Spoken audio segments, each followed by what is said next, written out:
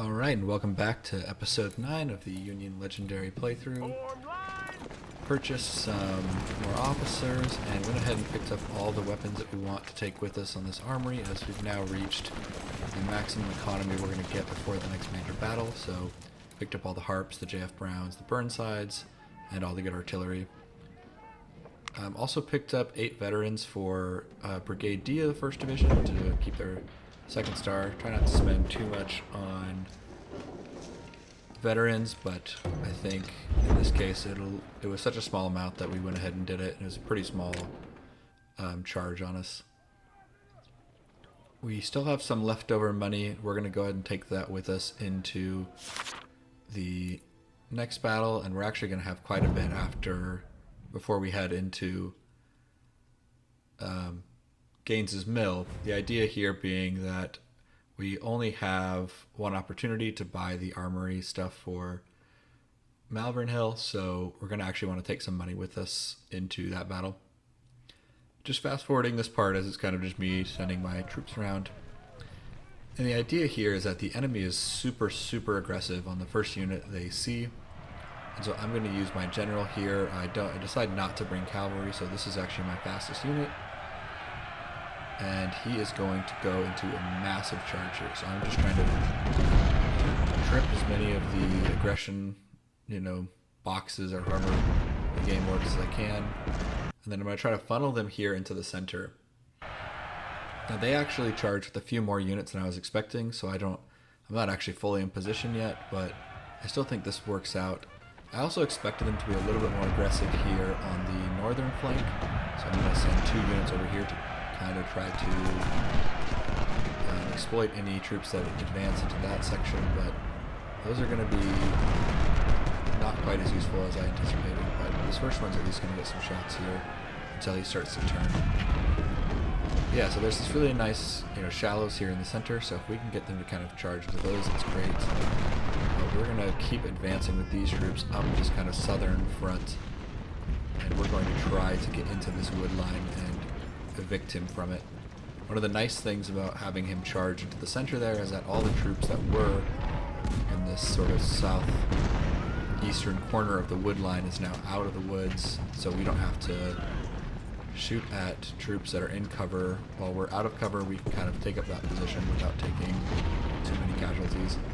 And I'm taking both my 24-pounders and trying to get them into the woods here, as the goal here is we're going to trip this flag and then we're going to let him kind of rush into the kill zone that we're going to create as he tries to take the flag back. This is unfortunately one of those missions, and we're going to have a couple of them here in a row, where it's not totally possible to get all the enemies. I think there's maybe a way if you play the game, really min-maxy, and you figure out how to cause him to trip the flag, or if you're very aggressive. But legendary difficulty with this many troops, I think it's unfortunately not totally possible.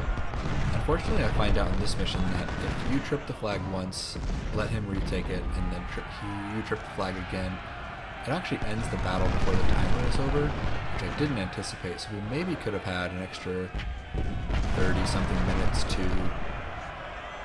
get a few more hits on him, but ultimately you learn those kind of lessons by doing tactics like this, and we're still pretty happy with this result, even though we potentially could have got a few more. We're going to go into 2 grand battles right after this, so we're actually going to have ample opportunities to knock his manpower down. Unfortunately, both of the next grand battles are also missions where we can't necessarily get all of them, so that's a shame, but we will still be doing significant damage to him in each of those battles, hopefully still maintaining him at a pretty low manpower pool.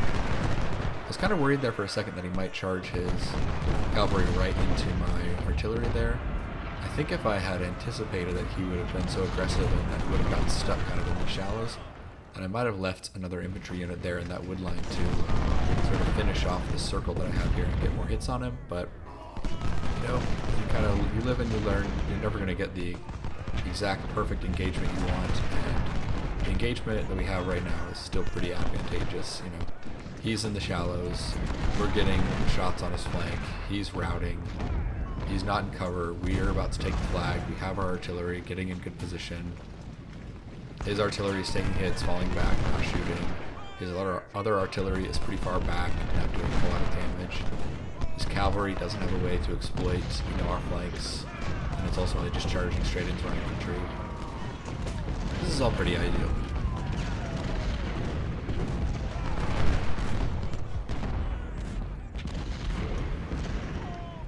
So I start to think more about this, and I know that the AI gets very aggressive and it wants to retake the flag, so I'm starting to wonder if maybe I've deployed a little bit too close to this flag. If he comes charging in, my artillery is going to be in a rough spot. I also think it's probably a good idea to get my general up here to make sure that he's providing some morale protection for our troops. And here we go, we're back a little bit.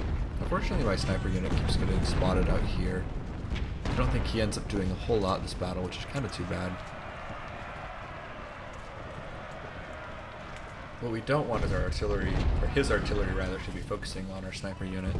If his artillery is shooting at our line infantry in the woods, we can live with that. That's pretty low damage. But if he's hitting our skirmisher unit who's out in the open, that's going to be doing pretty significant damage to a unit that we want to maintain good experience on, that has expensive weapons, etc., etc.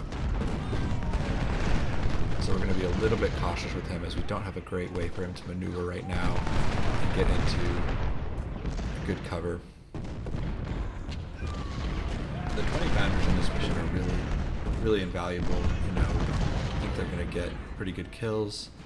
They're going to be doing a lot of counter battery fighting in this battle, so that means that they're not going to necessarily get as many kills as they could. But that counter battery damage is going to be really invaluable, as those are cannons that we're potentially going to pick up from the enemy. And unfortunately, there's a skirmisher here which kind of catches this brigade in a less than favorable fight. Right now, he's already across the water, so I just kind of have to charge him straight at that skirmisher unit and trade essentially 1-for-1. Luckily, our gunboats are doing some hits on him, which is certainly doing some morale damage to him, so he's going to start to rout here in a second. But I think in hindsight, I probably wouldn't have put the C unit where I put him, considering how the enemy started this battle. A lot of times he likes to advance down this northern, I don't know, I guess you could call it peninsula. And so I like to use that unit there to kind of capture their flanks, but he didn't seem to be that aggressive this battle. And when I decided to get this unit going, as he was kind of just sitting in the corner, he kind of got caught by this skirmisher unit. So less than ideal, but it is going to cause him to charge these two infantry units away from the center of the battle, which is going to allow my A brigade to catch their flanks. So it's not all bad.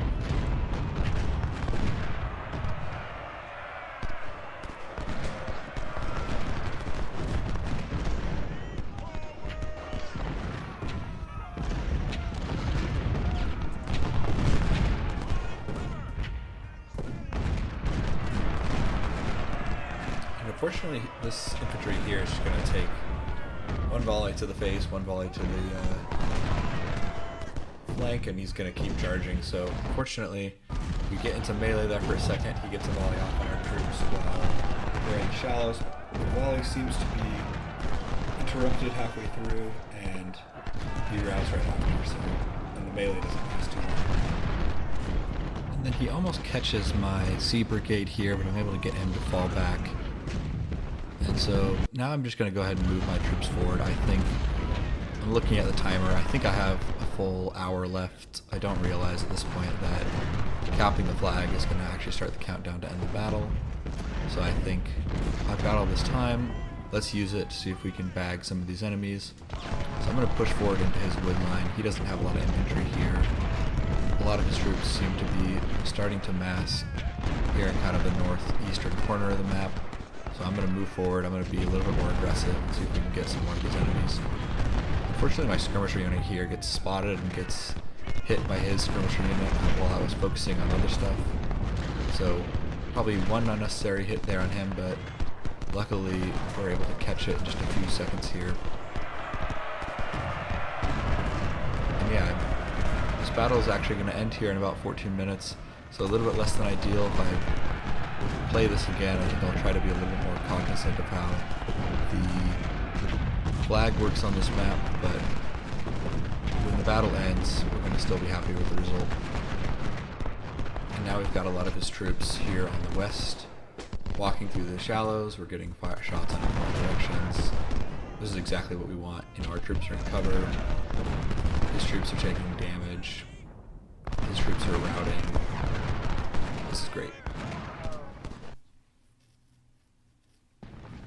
We're getting pretty close to finishing off some of these artillery units. That's also really ideal.